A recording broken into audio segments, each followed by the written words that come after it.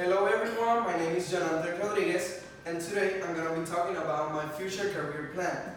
As an architect, you design for the present with an awareness of the past for a future which is essentially unknown. It is interesting just to know how few years ago people used to live in caves, and now as architects we design where we want to live. I have chosen this career because since I was little, I have had interest in building things with everything I find. I'm a very creative person, and this is a skill that you need to have to study architecture. This career let me express my imagination, and I will have the opportunity to be doing different things every day instead of other careers that you're doing the same thing every day.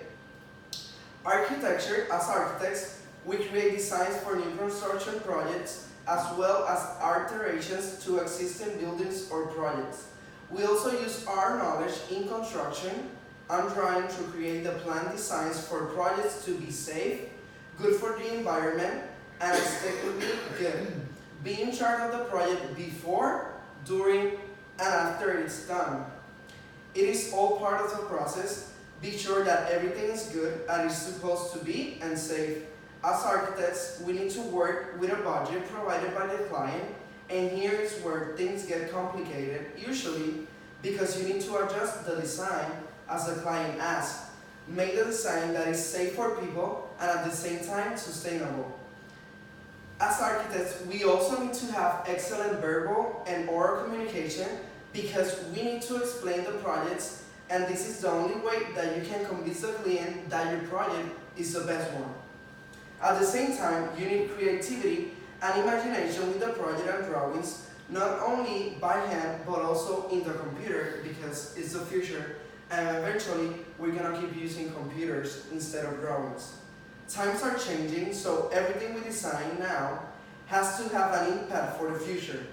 Working in group is also an important skill that you should have for being an architect. The salary will vary depending on which architecture you're studying.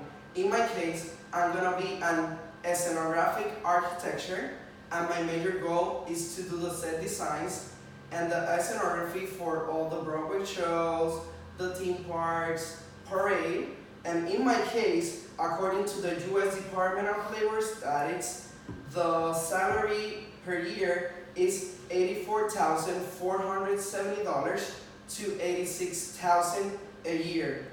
According to the US Department of Labor Statistics, the average income per hour for 2016 was $37.72 without any experience in a related occupation. It is supposed to increase 4% in the next 8 years, being slower than the average and having more students graduating from their career, which is going to reduce the opportunities of internship for the majority of the students. The preparation, it usually takes 7 years for you to be an architect.